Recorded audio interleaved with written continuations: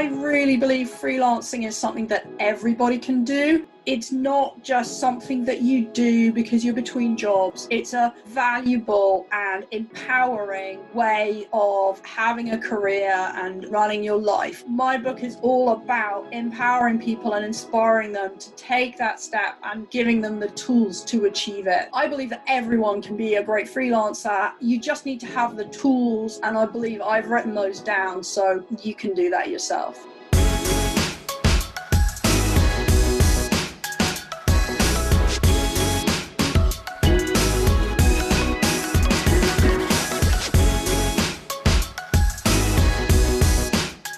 What's up, everyone? Welcome to another episode of The Artist of Data Science. Be sure to follow the show on Instagram at The Artist of Data Science and on Twitter at Artists of Data. I'll be sharing awesome tips and wisdom on data science as well as clips from the show. Join the free open mastermind Slack channel by going to bit.ly.com/Artists of Data Science, where I'll keep you updated on bi-weekly open office hours that I'll be hosting for the community. I'm your host, Harpreet Sahota. Let's ride this beat out into another awesome episode. And don't forget to subscribe, rate, and review the show.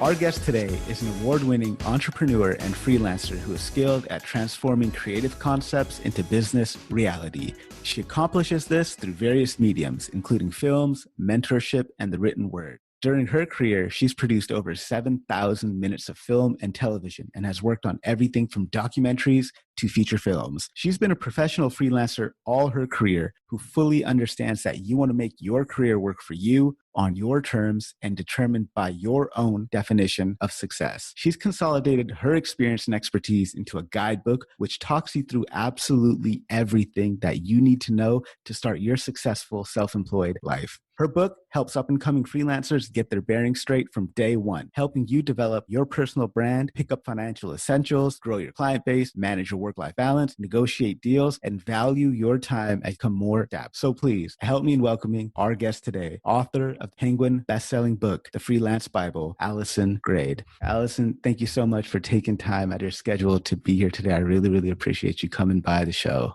Oh, it's an absolute pleasure to be here. Really nice to chat to you. Looking forward to it. So talk to us about your journey. How'd you get to where you are today? What were some of the struggles that you had to face along the way, and how did you overcome them?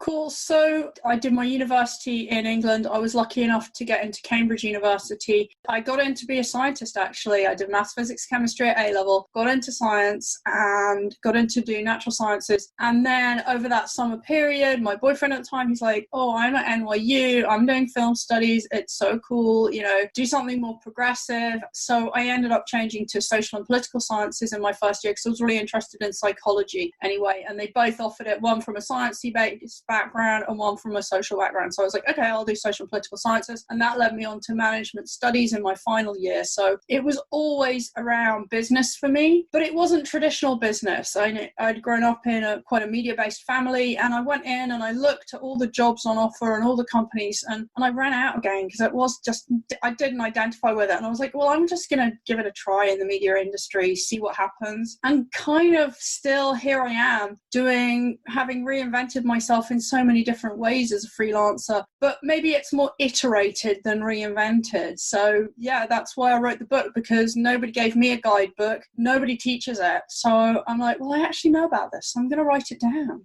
I love it. I'd love to get into your book, The Freelance Bible. So before we do that, I'm curious, what are some of the documentaries or feature films that you've worked on that perhaps our audience might have heard of?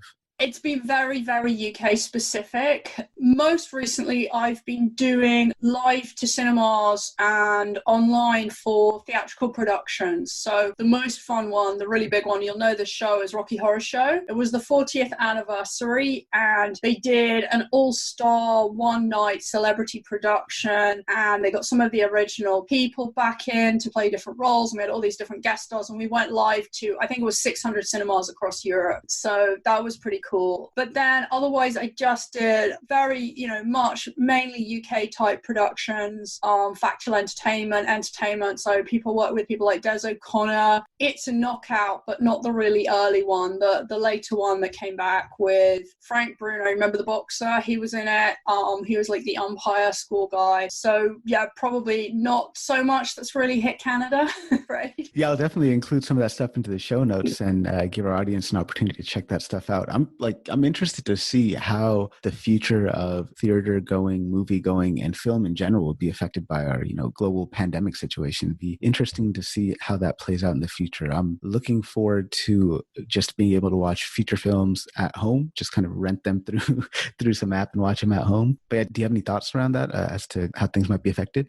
Oh, absolutely. I mean, I'm doing a lot of work on this at the moment. I mean, I think it's very, very different for film and TV compared to theatres and festivals. And, it's the big divide is those that are reliant on ticket sales to the public and those that aren't. So film and TV, which is not reliant on that, I think actually in the UK, we're quite ahead of the curve. Things are starting to open up. The soap operas are happening. I know, I've got pitches in with the BBC at the moment that we're waiting to hear on because they can see the black holes particularly the linear channels can see the black holes in the schedules. And even when you look at Netflix, it's like, how many times can I look at the same things? We're all looking for new, fresh content. So film and TV is absolutely coming down the line, and I think it will open up quickly. The theatres, that is really worrying because it absolutely is about having people in confined spaces for long periods of time. And, confined spaces, lack of ventilation, long periods of time, that's absolutely right breeding ground for coronavirus. So,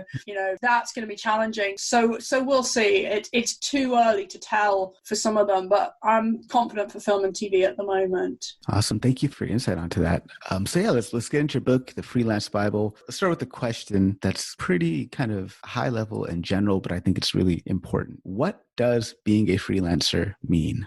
I think for me, the key thing about being a freelancer is that, you are in charge of your destiny. You're not waiting for someone to say, please do this. You're not waiting for your boss to say, this is the next thing I want you to do. You've got to find your own work to do. And what comes with that is you're expected to have your own tools of the trade. So just like, if you need a plumber to come around to your house, they don't arrive and go, so where are all the plumbing tools? You buy them in because they have those tools. So, the thing about being a freelancer is you are there, you're selling yourself, you're selling your services. But with that comes huge autonomy because you can work where you like, when you like. I mean, within reason, your clients are going to have deadlines and stuff. But for me, I'm quite an early bird. I'll often start at 5:30, 6 o'clock in the morning and do 2 or 3 hours work before I worry about giving the kids breakfast. Well, particularly at the moment because I don't have to do school runs. So, I can get a big chunk of work in, which allows me to have time with the kids, then go back to work. And so I can just structure my day to work when my brain actually wants to work rather than when the company says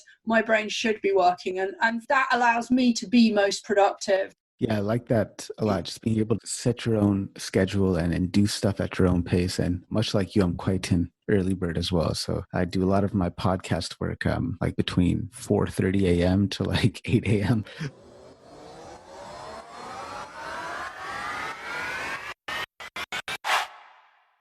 Are you an aspiring data scientist struggling to break into the field? Well, then check out dsdj.co/artists to reserve your spot for a free informational webinar on how you can break into the field. That's going to be filled with amazing tips that are specifically designed to help you land your first job. Check it out. dsdj.co/artists.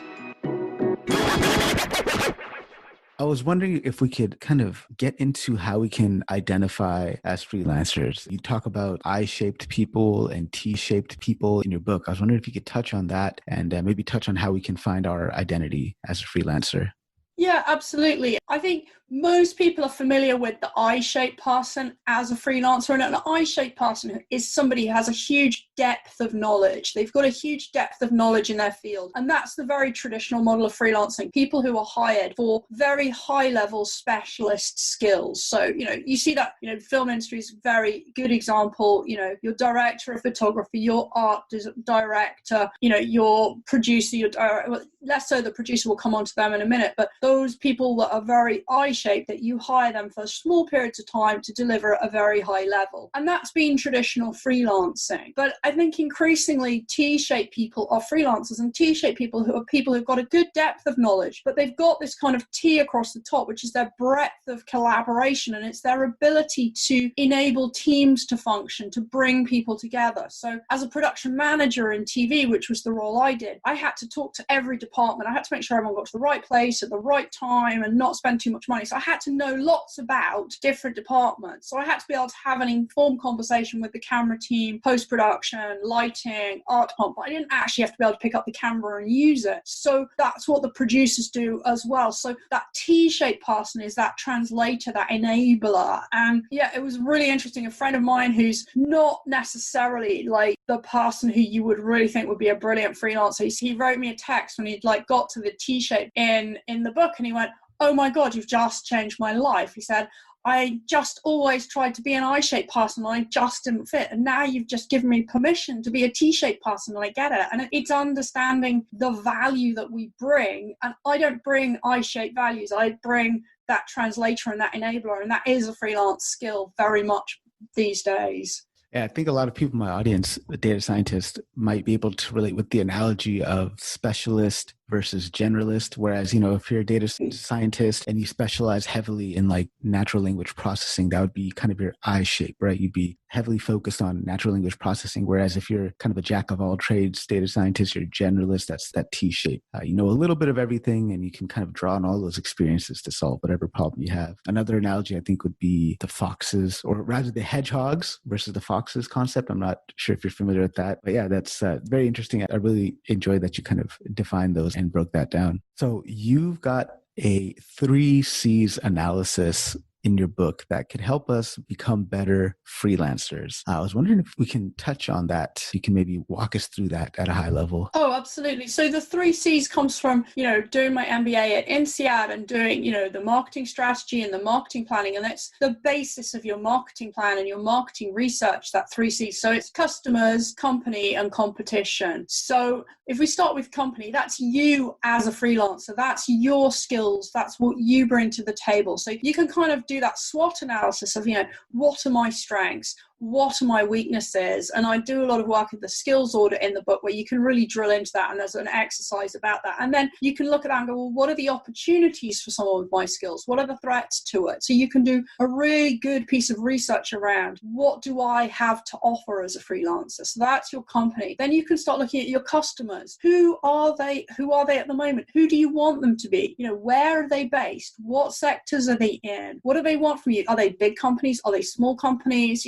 What do they value? What do they care about? You can really start to literally draw a picture of who these customers are. And you might find they're in different groups and you've got more than one type of customer. And then the competition's really important because we've got to know who's after that pot of money that we're after. Who are we up against? And you've got 2 types of competition. You've got that direct competition. So that might be like, as you said, your data scientist, and you're up against other colleagues who are in the same field. So that's your direct competition. But they can also be collaborative partners. It might be that actually you work together and you put in a joint pitch to deliver something, because actually between the 2 of you, you can pitch for something bigger that you might not be able to do. Equally, in TV production, there are some projects that I work on where, I need 1 camera operator, but there are others when I need 6 or 7. So they've got to work together as a team as well as operating solo. So your competition can also be collaboration. But as well as that direct competition, it's really important to understand who the indirect competition is. So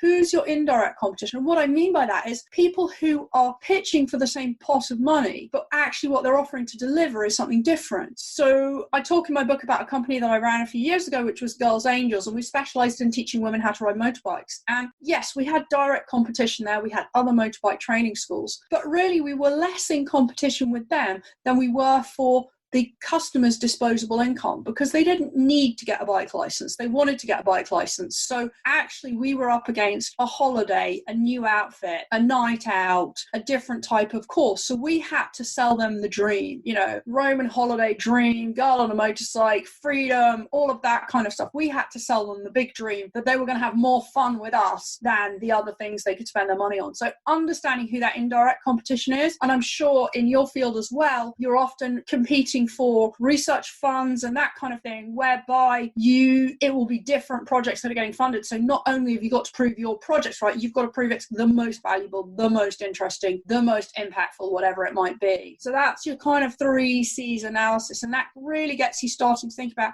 who am I, what am I trying to do, what can I offer the marketplace. And then once we're out there, once we've done this analysis for ourselves, we kind of understand our position in the marketplace. What can we do to make sure that we're pricing our services adequately?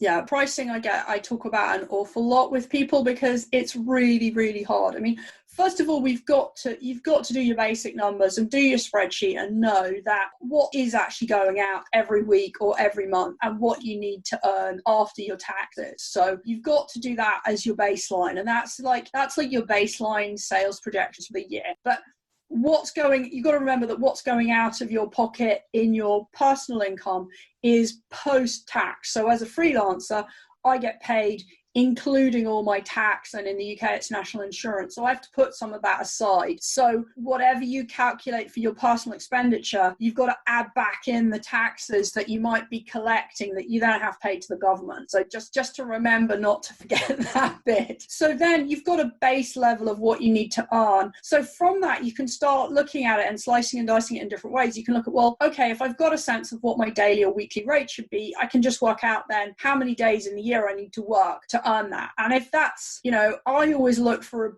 to try and break even at around 120, maxing out at about 150 work days per year, because I've got, as a freelancer, I've still got to go out and work. Still got to go out and find the clients. I've got to find the business. I've got to do the admin. I've got to do the financial paperwork. I've got lots of other stuff that I need to do. So I can't plan to be working 365 days a year, or say you go 47, 48 weeks, you've got 4 or 5 weeks holiday a year.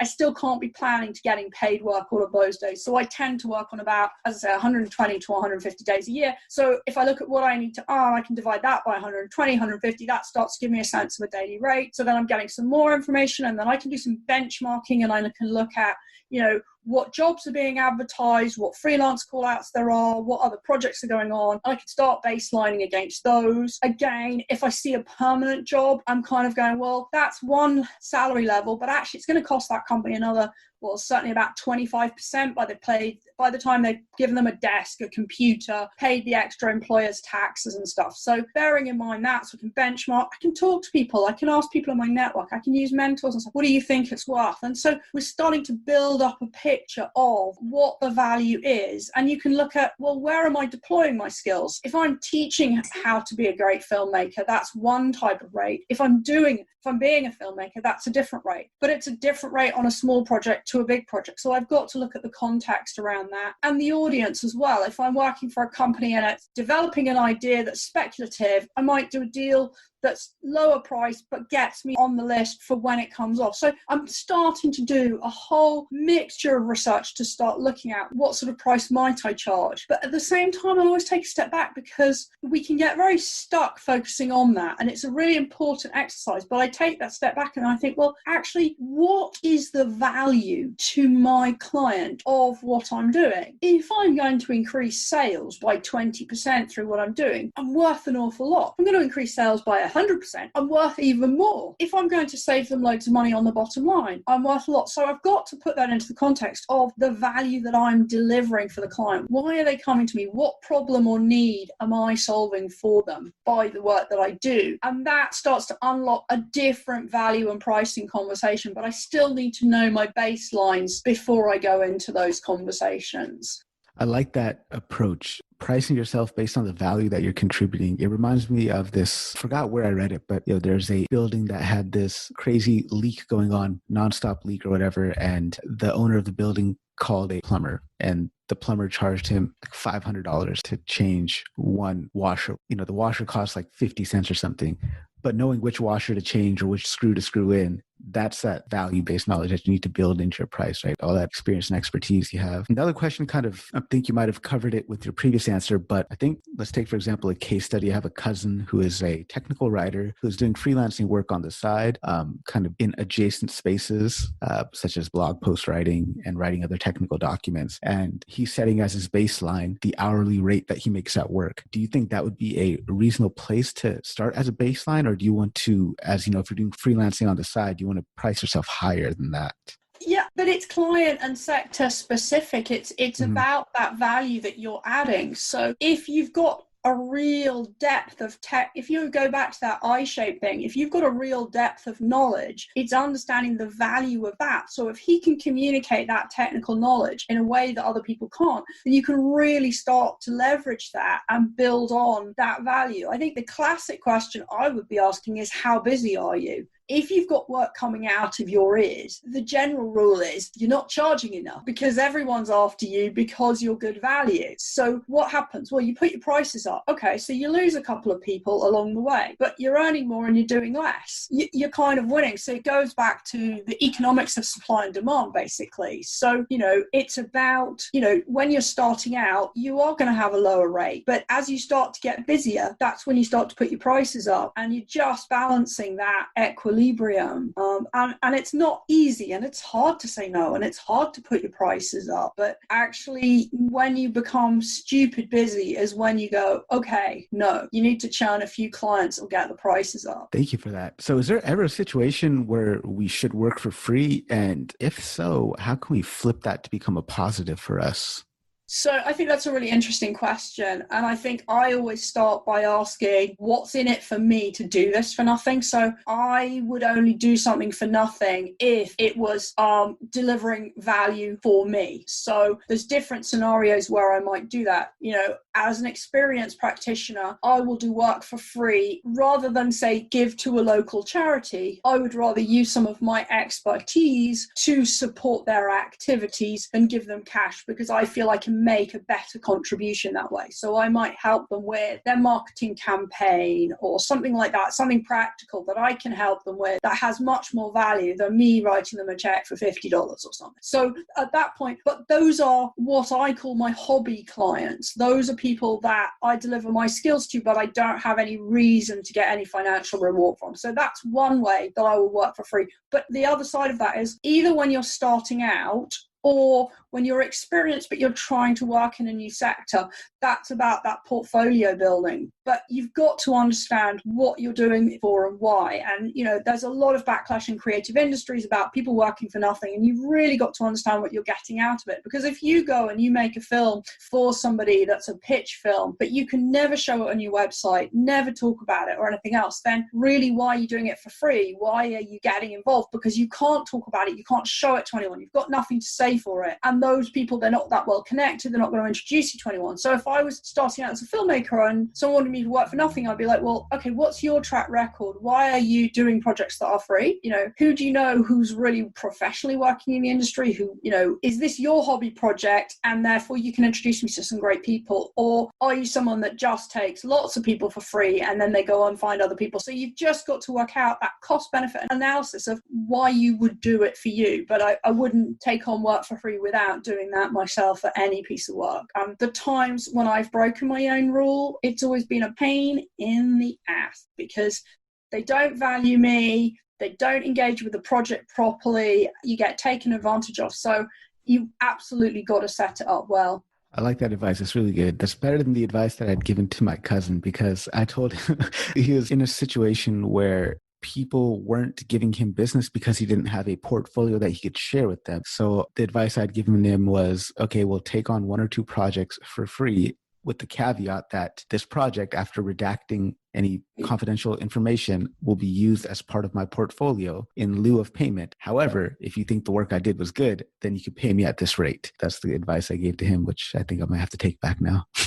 So all about the portfolio. No, it's about the portfolio, but you've got to know when to stop, and you've got to start asking for money if you're delivering for people, and leveraging those networks that you've got to get introduced to more work and to more opportunities. So I'm always keen, get new introductions. That's what I'm always looking for, is the next lead and the next lead and the next lead to get that paid piece of work. So now that we've established how to find our clients, we do the 3C analysis, we kind of understand how we're going to price ourselves. And now we're in the situation where we've got us a piece of work. And, while we're working with clients, there's inevitably going to be meetings, and there's going to be kind of those fact-finding missions. How can we make sure that we're getting the most out of our client meetings? Yeah, that's an interesting question. So certainly in the early days at the start of a project, or when you're pitching to a client, you've got to have your pitch ready. You've got to be able to explain why you can add value. What is it that you're going to do? Why should they hire you rather than your direct or indirect competition? And that's all about winning the hearts and minds, why you're the best, why you can solve their problems better, faster, whatever it is. It's never cheaper. It's never cheaper. Freelancers are luxury items there. We are highly skilled, highly trained people, and we deliver high quality services. So it's never cheaper for me anyway. But we've also got to know when to shut up and listen to the needs of our clients, because I solve customers' problems. I don't turn up with a suitcase going, here are all my services, which one would you like? I'm listening for those opportunities. Where can I add value? How can I do my magic? So that's very much what I'm always trying to do, is to listen and really build that relationship with the client. I liken freelancing to dating, because it really is, those first meetings are like those early dates where you're really looking, do we share each other's values? Do we have stuff in common? Can we work together? All of those things, and really building up that relationship, that courtship. I'm really trying to sell them a little something to get started. Let's do a little project together. Let's see if we like working together. And then as I do that little project and I get to know them, I'm like, oh, we could do this next. Oh, we could do that next. And I start to build that, and I can get a run of quite a number of years working with a client at different times to suit their workflow. So that's what I'm always looking to do, is listen and really build a good relationship with that client. And once we've got that relationship built with the client, sometimes we can fall into the trap of over-delivering on expectations, or maybe not clearly understanding what we need to get done for them. Can you share some pointers on how we can clearly identify the problem that our client is trying to solve, so that we don't waste our time delivering on something that is completely not what was expected? Yeah, I think that's a really good question, because lots of freelancers think that they're adding value to a client by over-delivering, and that's actually like part of their USP. I always do a bit more for my client, they love it, and I'm like, no, stop, don't over-deliver. Maybe it's because I'm a control freak, but I really believe in the freelancer really owning the project, because there's two reasons in my head why a company will hire a freelancer. They either hire a freelancer because they've got specialist skills that company doesn't have in-house and they need, or they hire a freelancer because they need extra capacity. So if I'm the freelancer and I've got those high skills, my client's not going to be able to write the brief and the proposal because they don't understand what I can deliver. So I need to write that proposal. If I'm adding capacity, they probably come to me because they haven't got enough time to do it. So they're never going to write the proposal. So I will always own that. What is the brief? What is the proposal? I will send that to the client. And that does a couple of things. It allows me to keep control of the conversation, but also it allows me to set out what are the assumptions, what's the work going to be done, when's it going to happen by, and all of that, and what the deliverables are. So at that point, and I put a price on it. So my client signs up to that. That's great. Okay, so the project changes. Oh, hang on a minute, client. The project's changed slightly from this brief that you signed off that I wrote. Do you want me to do this instead of this bit, or as well as this bit? Oh, instead of, okay, so can we just agree that I won't do that bit and it'll be the same price? Or on top of, right, well, I'll quote you for that and it'll be this. So then you're owning the conversation. You've got a clear set of ground rules from the start. So that whole project change, you can step away from, and there's a place to have the conversation. Thank you for that. So where do you see the future of freelancing headed in the next 2 to 5 years? I think certainly with where we're at the moment with coronavirus and real uncertainty in the economy, I think we're going to see huge numbers of freelancing opportunities. It's sad to say, but I think there's going to be an awful lot of redundancies coming up because there will be sectors that just aren't in a position to keep going in the same way. And unlike a more traditional recession, it will hit an industry or a sector. So people will have to find new ways to redeploy their skills. And then other companies will be busy, but they'll be terrified that something's going to hit again. There'll be hiring freezes, but they'll have busy periods, so they'll need freelancers. So I think the opportunities for freelancers are going to increase massively post-COVID, just because of the way, as the economy opens up again, people will be more risk averse in terms of taking people on, and there'll be a lot of people out there in the marketplace, and there won't be as many jobs. So that naturally starts to go, well, can I find a little bit of gig work here and there? Can I be a freelancer? Can I be a consultant? So people will be looking for enterprising ways to earn a living that, that aren't a sort of, especially if they're experienced professionals, they're not going to be looking to do those minimum wage jobs that might be on offer.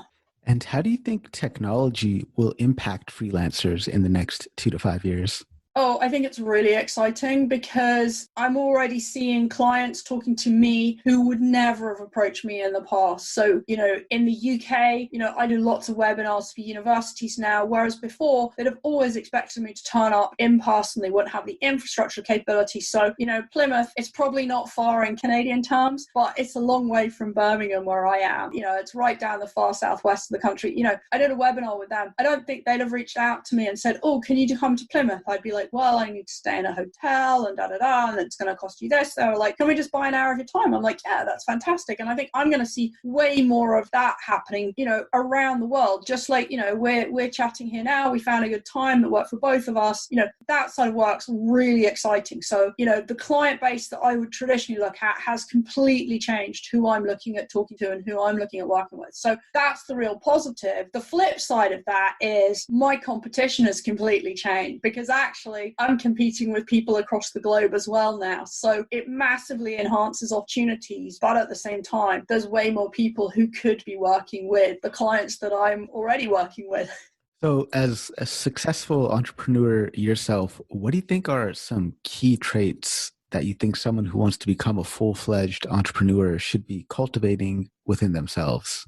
You've got to be self-motivated. You've got to just get out of bed and want to get on with it. If you're waiting for someone to tell you what to do, you need to think about how do you change that, because either it's really not suited to you, or what you're looking at doing is just not motivating you. You've got to have fire in the belly for it, and you've got to want to do it. And you've got, I talk in the book about the successful freelancer psyche, and it's this freelancer who's sat on top of this three-legged stool, and the three legs of the stool are all equal lengths, and one is about finances and financial drive, and one leg is about your skills, and one leg's about your desires. And you've got to have those three legs bearing equal weight, because if you take away financial drive from that model, you've got skills, you've got desires, but you've got a hobby, you haven't got a career, you're not going to pay the mortgage, you're not going to pay the bills. If you take away skills, you've got no substance behind what you do. And if you take away desires, you're just not able to do the marketing and communicate it. You're sitting there with like, well, I want to earn the money and I've got the skills, but you're just not able to communicate it. So I think whether it's an entrepreneur, whether it's a freelancer, those three are the absolute pillars and the building blocks of driving that forwards. But you've just got to be someone who gets on with it.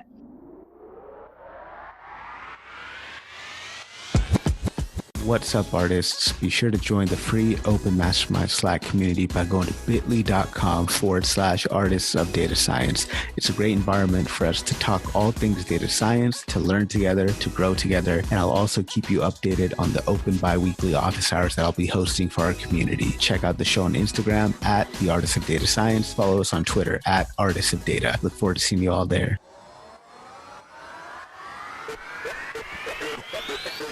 So is there a difference between freelancing and entrepreneurship, or can those terms be used a bit interchangeably?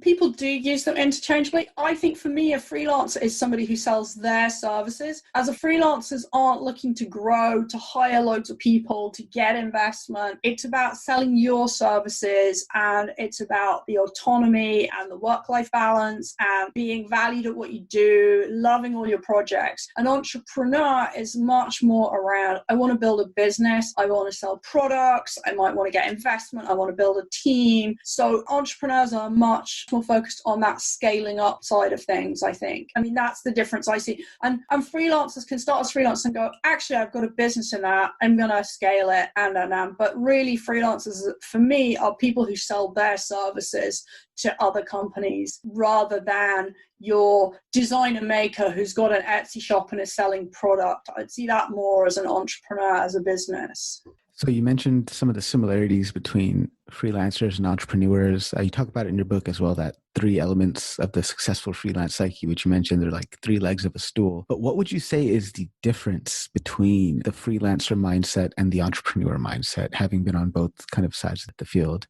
I think it's the growth, and the entrepreneur is always on building that team, scaling that business, taking it to that next stage. There's a big hurry around that. The freelancer side of things for me is about flexibility, autonomy, and freedom. It's about a work-life balance. The entrepreneur, for me, as someone who's got their head down, they're absolutely on a mission to make that thing happen. And that's not that I don't do that as a freelancer, but I'm not trying to grow and scale a business. I'm not trying to build a team. I'm trying to pay my bills for me and work how I want to work. So I think that's the difference for me in that sort of mindset. But, it is a bit blurry. And I think particularly freelancers selling services, and quite often entrepreneurs build businesses that sell products. So for me, freelancers very much sell their services. Thank you so much for that. I really enjoyed that kind of compare and contrast you did for us. So you talk about building a personal brand in your book, which I'm a huge proponent of. I think that's awesome. I think everybody should build a personal brand. But what's the importance of building a personal brand as a freelancer, and how can someone build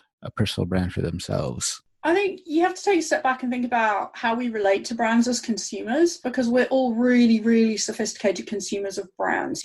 We can go down the high street, we can go on the internet, and we've got opinions about every brand that we've ever come in contact with. We love it, we hate it, it's good value, it's high quality, it's beautiful, it's functional. You can come up with any adjective you can think of to describe different brands and how you feel about them. So, as a consumer, I'm extremely sophisticated at forming very quick opinions on brands. So I have to remember that as a freelancer, because I'm setting out there, setting out my stall to sell my services, and people will see me as a brand, and they will judge me in the same way that I judge all the brands that I do in everyday life. So that's why that brand is so important. And I think as a freelancer, there's kind of 3 key parts to it. I've got to look at, what are the values that I admire in the brands that I like? What values do I admire in brands? So I can start to look at those kind of words. That's what I like. I can start to think about, what are the values that are important to me as a human being? And then I can look at, what are the values that I think a professional freelancer should adopt? And from that, I can get a whole list of different brand values. And I try and drill those down to about half a dozen core brand value words that really say what I'm all about as a brand. And from that, I can then start to distill very consistent messaging across my social media, across my website, across my proposals, my presentations. All of my client interactions can then be focused around those half a dozen core brand value words. But, people will see us as brands. So let's understand that, embrace that, and use that to our advantage to present ourselves to the world. So speaking of social media and presenting ourselves to the world, talk to us a bit about Dunbar's number and how that plays into being a freelancer. Yeah, so Robin Dunbar's an anthropologist, and he proposes that most of us can maintain around 150 people in our networks and he says that we would recognize instantly in any situation, and if we bumped into them in a bar, it would be no problem just to sit down unannounced and have a chat. So if I've got 150 people in my network and you've got 150 people in your network, that means that at one step removed, there's 22,500 people in my network. network. So all of my 150 and all of their 150, so 150 times 150, 22,500 people who I'm one step removed from. So when I'm thinking about my networks, I'm realizing that I can actually reach out very quickly to a really large number of people if I start to think about them as, not everybody's going to be somebody who can offer me work directly, but you might have a local university by you that I say, oh, it'd be brilliant, Alison was a great guest on the podcast, connect me up to your university and I'll do my talk about how to be a great freelancer. So I'm leveraging my network. Who do you know? So how does that work? So you can introduce me to people, and so it goes on. So then I meet them, we have a conversation, I do a great thing, and they say, oh, you should get Alison in. So suddenly my network's growing, but I've actually got to take the time to sit down and write down that list of who are these 150 people, and they're in my phone numbers contact list, they're on my Facebook, they're on my LinkedIn, they're on my Instagram. I can pull that list together and I can write to them and say, hey, can we have a conversation? We know each other, I'm doing this, people are buying me because of this, who do you think might be interested? And if they're good, close colleagues, friends, they'll have that conversation with you, and then you get a lead, and then you get a lead, and you just keep following it up.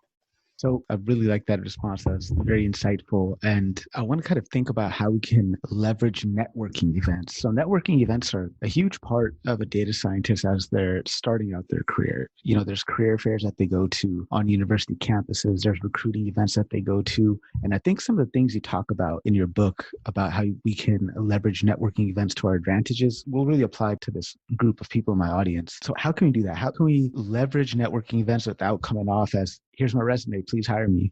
Yeah, no, it's a really good question. I think I'm pleased you framed that with people starting out, because I think there's different approaches at different stages in your career. I think when you're starting out, you need to do lots and lots of research before the event. Who's signed up to it? Who can you find, who's signed up to it? What's it all about?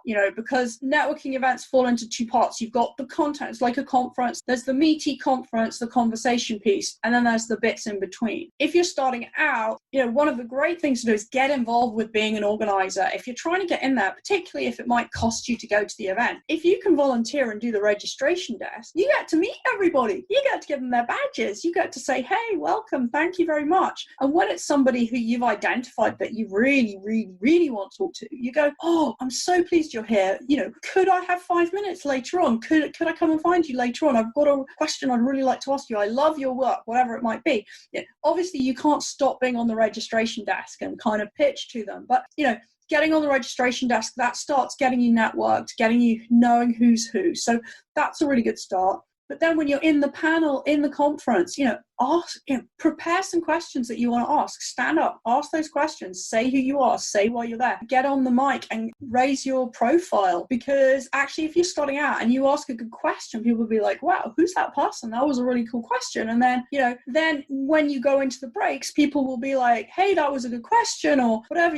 Or you can go up to a group of people and sort of, may I join you? May I join you? It's a really powerful statement. Just go up to a group of people. It always looks like everybody knows everybody, but most of the time we're all hiding next to the person that we've just happened to get a cup of tea with, and we're chatting to them because we just got to steel ourselves to go and talk to lots of people. So may I join you? Join the conversation. And if you've just stood up and asked a question and they've been in the session, they'll be like, hey, that was a good question. What motivated you? Or what did you think of so-and-so's response? So you've already got the conversation going, but you've just got to work the room, get into the conversation, ascertain who you're talking to. Have you got a point where there's something mutually interesting to talk about? If not, get out of the conversation as quickly as you can and move on to the next group of people. Oh, sorry, my phone's going. Oh, sorry, got to go now, whatever. Could I have a card? Here's a card. Off you go. But it's all conferences and networking events as a numbers game. Do your research, find the people you want to talk to, but you've got to talk to lots and lots of people, and then you've got to follow up with them afterwards and have something interesting to say.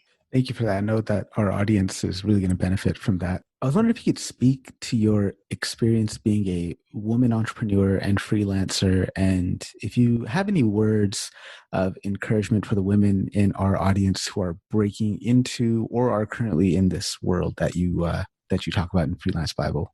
Yeah, that question, I looked at it when you sent the thing over, and I'm like, I do resonate with it, but I don't, because I just get on and I do my thing. And I guess the best place for me to talk to that from is when I was running Girls Angels, because I was a woman running a motorbike training school, and I can imagine like women in data science is probably not huge numbers. So, you can actually create quite a profile and a brand quite well if you market yourself cleverly. So when we ran Girls Angels, I don't know if it's the same in Canada, I'm sure it's relatively similar, but when you do motorbike training, everyone's got to wear like the fluorescent bib over their clothes so you can see that they're having a lesson, and it's got to have the company's phone number on and this sort of thing. So the tradition in the UK is that everyone wears these bright yellow ones, and our branding was all pink because we were Girls Angels and everything. So I asked the authorities if I was allowed to wear fluorescent pink ones, and they couldn't come up with a reason not to because they were fluorescent, which was the rules, and reflective and everything else. So suddenly we appeared on the scene. We were really bold and really loud, and we were bright pink, so everyone knew that it was our company. So I think that side of things of owning it and being just, even if you're not feeling confident inside, owning it in the moment and really going for it and holding your own is really important. We've all gone into the bathroom and gone, oh my God, what's going on? I'm sure you guys do it. You just don't talk about it. You do it differently. But, you've got to hold it together and, own what you can do and challenge it. And, don't let the mansplaining take over. Thank you for that. So I was wondering, actually, just one last formal question before we jump into the lightning round. And that is, what's the one thing you want people to learn from your story? For me, I really believe freelancing is something that everybody can do. It's not just something that you do because you're between jobs. It's a valuable and empowering way of having a career and running your life, whether that's family, traveling, whatever you choose it to be. So my book is all about empowering people and inspiring them to take that step and giving them the tools to achieve it. So I believe that everyone can be a great freelancer. You just need to have the tools, and I believe I've written those down. So you can do that yourself. Yeah, and I definitely agree with that. And I encourage everyone to check out your book. We'll have it linked in the show notes. It was really insightful and really it's the blueprint, for lack of a better word. It is the blueprint. So jumping into a quick lightning round here, if you could put up a billboard anywhere in the world, what would it say and why? Okay, my billboard would say, make work for you, because I think that's at the heart of freelancing. I make my work for me. What you don't know is that 5 minutes before I sign on for the podcast, I was downstairs helping my son ice the cake for his school art project, because obviously the kids are at home at the moment. But I'm rushing up and down the stairs between Zooms and schooling and everything else, and I'm making work for me at the moment in different ways. What's something you believe that other people think is crazy? Okay, so I just think you have to get things done straight away. Like someone else used to do that, right, I'll do it now. Yeah. I think other people think I'm mad and I'm like hyperactive because some people go, oh yeah, I'll do that. And then I look and like 3 hours later, they still haven't done it. I'm like, but you said you were going to do it. Why haven't you done it yet? I'd have done it hours ago. That's that one. So what's the most bizarre aspect or quality of human nature?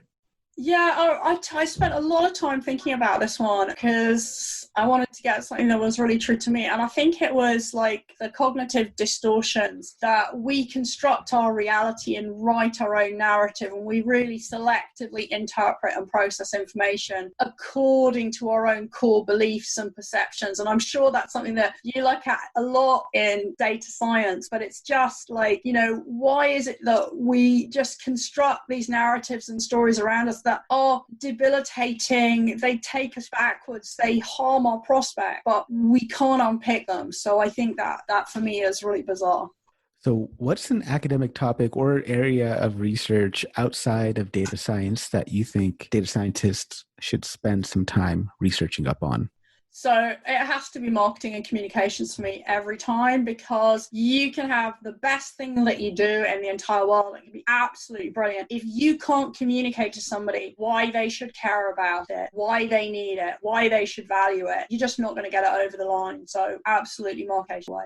What's the number one book, fiction, nonfiction, or both, that you would recommend our audience read and your most impactful takeaway from it? Okay, so I read that as a factual book. So the notes that I made on that were, well, from my early days when I started out with Girls Angels, it was absolutely the Beer Mat Entrepreneur, written by my mentor, Mike Southern, which was all about just getting on with it, beta testing things, trying things out. It was before you really called it beta testing, but it's like, let's see how we can do this really quickly, test it out and build it up from there, rather than like, oh, I need to build this big thing, I need this investment. So absolutely the Beer Mat Entrepreneur, that really helped shape me get Girls Angels underway. Recently, I've loved Start With Why by Simon Sinek because I'm absolutely a why person. I've just finished Positive Intelligence, which is all about those cognitive distortions and that kind of thing, and that's been really insightful. But I'm also a great lover of fiction, and I've just devoured The Normal People and the one that came before that, which has been a big TV show in the UK on BBC. I don't know if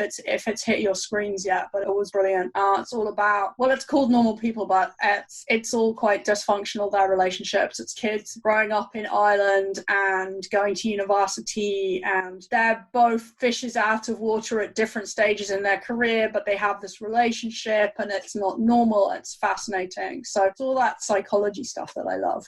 Awesome. Yeah, I'll definitely add those to show notes. And I'm a huge Simon Sinek fan. Start With Why is an amazing book. Leaders Eat Last as well. And yeah, huge fan of him. So great call on that one. So if you could somehow get a magic telephone that allowed us to contact 20-year-old Alison, what would you tell her? Yeah, no, that took me some thinking. And I realized it was the 20-year-old me was in even more of a hurry than the Alison now. I think I was quite like a bull in a china shop in a lot of my productions. I was just so ready to get going and rush ahead that I didn't take the time to build the relationships and get the buy-in that you need to get things off the ground. So I think I would go back and be like, okay, you don't have to do it quite so quickly. Become friends with the team, get on with people, get it going. It's not just like you need to do the work at 100 miles an hour. So I think that for me is just slow down a bit. What's the best advice you have ever received? So it goes back to the place that I was at when I was like that 20-year-old me. I was a little bit older than 20 because I'd graduated from uni, but my old boss and mentor, Ivan Randall, who gave me one of my first big opportunities in TV production, it was Ambulance Chasing, it was Blues and Twos, it was the Fast of the Real Fly on the Wall documentary series. And it was way before we had iPhones. We had like great big video recorders that we were trying to hide in police cars and on stretchers and all this kind of stuff. And when he hired me for the job, he'd seen that I was hungry, as I've said, and in a hurry and ready to go. And he saw some fire in the belly and he was like, right, you'll be great. And I'm going to really train you and mentor you. And I'm going to be right there for you every step of the way. But I'm going to let you step up into this big role. This was just before Christmas break. And over the Christmas break, the MD of the production company resigned. He moved on and Ivan became the MD of the company. So he called me in on the first day and said, okay, so it's all changed a bit. You still got the job. Don't worry about that. He said, but I've been booted upstairs. So I'm not going to be able to be as hands-on as I was planning to be, but you've got to promise me one thing. If something goes wrong and you need to come in and tell me that it's gone wrong, I'm not going to give you a barking, but I need to know that it's gone wrong, because the only thing that can happen if you don't tell me is it's going to get worse. And I've always taken that to heart in terms of I've always gone to people when things have gone wrong. I've owned up to it. And I like to think that as a leader, as a freelancer, when I run teams, that I'm open to that and that I don't shout and scream. It's like, okay, how are we going to deal with it? Let's get it sorted, then we'll deal with the inquest. So for me, that was really good advice. I like that advice as well. Just own up to the mistake, bring it to surface, and solve it, get on with it. Way better idea than hiding it. Sorry, I know that the companies that I've worked in where something has gone wrong and I've just owned up to it because that's what I do.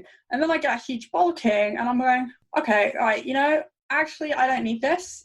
That's how you're going to deal with it. That's not an environment that I want to work in. So I'm really clear, actually, I don't want to work in that way because you don't think in the same way that I do. I've just put my cards on the table. I've gone, okay, it went wrong. Things go wrong. Yeah, it's definitely those type of environments where you do get a barking at, where it's like, all right, this person needs to read some Simon Sinek.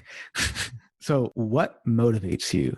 I just love putting people and ideas together and making things happen. You said in the introduction, it's very much who I am. I transform creative ideas into reality, and it's putting that puzzle together, getting the right people, putting the project together, just making things happen, doing deals. That's what I get out of bed for. So what song do you have on repeat right now? I have Elton John, I'm Still Standing on repeat, but it's not on my iTunes. It's my 8-year-old son who's playing it the whole time on the piano. It's an interesting interpretation because he plays the bits he knows really fast and the bits he doesn't know quite so well a bit slower. But yeah, it's Elton John, I'm Still Standing. That's my earworm. I think it's a great song for where we're at the moment with coronavirus because, you know, I am just about still standing. Yeah, it's definitely true. So where can people find your book? So it's on Amazon, it's paperback, it's on Kindle, it's also on as an audiobook. I know it's on Audible. I'm not very good with the other audiobook platforms, but I'm pretty sure it's across most of them. And I got the opportunity to read it, which was really exciting and took me way beyond my comfort zone. Even as an author, I'm like, you know, I like to be the producer behind the scenes. Suddenly I was the artist and the client, but I'm really proud to have done that. And it was really good fun. So I'm curious, what is that process like? Are you just kind of reading from a teleprompter, or how are you reading the book when you're doing it? So I was sitting in a little sound booth with a guy through a glass window with the recording equipment. I chose to do it on paper. You can do it on like iPad or paper, but it's not teleprompter. But literally, I got some really good prep notes from Penguin who were fabulous. And, you know, it really was, you've got to read this out loud as practice. So I literally, the weirdest bit was the prep where I literally sat in my office and read it out loud to myself to just get into the feel and the flavor. And the book is me. It's my tone of voice. And it was really so. When I was told they wanted to make it into an audiobook, it was really important that I put myself forward because I know it's me that comes across on the page, and I felt that I wanted to have a chance to try and show that I could read me rather than somebody else. And I needed that whole process of reading it out loud to work out how I was going to read it, how I was going to say it. I took some voice coaching from a friend of mine who's a voice artist who kind of helped me with a bit and stuff. But you just get into the flow. And the opening was the hardest bit because actually the opening's the bit that's been really crafted because, you know, you go into a bookstore, you buy a book, you read the first 2 pages. So that was almost like less me in some ways because it had been really carefully worked on to really draw people in, get the right messaging across. So actually those first couple of pages were the hardest bits to read. And then when I got into the flow and the longer form, if you like, then, you know, it was me. And it was exhausting, but it was lovely and great fun. And it was a great honor to have that opportunity. Thank you so much for sharing that experience. I've always wondered what it was like to record your own audiobook because I'm an avid audiobook listener. So yeah, thank you for sharing that. So how can people... like the audiobooks that are read by the authors versus the ones that are read by actors? Because I think I do. Yeah, I find it more personal when the actual author reads their book because they're reading it the way they intended it to be heard and the message is being delivered in the way they want it to have it delivered. So yeah, I definitely prefer when the author reads it. I like to ask people because I feel that way too, but I didn't know that I was just being really selfish. Yeah, no, it's a good reasoning there. So how can people connect with you? Where can they find you online? Cool. So I'm on Twitter and LinkedIn at Alison Grade. I'm on Facebook and Instagram at Freelance Bible. And I have my website, alisongrade.com. You can buzz me a message there and all the social media links are there. And you can buy the book there too. Alison, thank you so much for taking time out of your schedule to be here today. I really, really appreciate you coming on to the show and sharing all this wonderful information and wisdom with us. Thank you so much. Oh, it's an absolute pleasure. It's lovely to meet you, and thank you for having me on the show.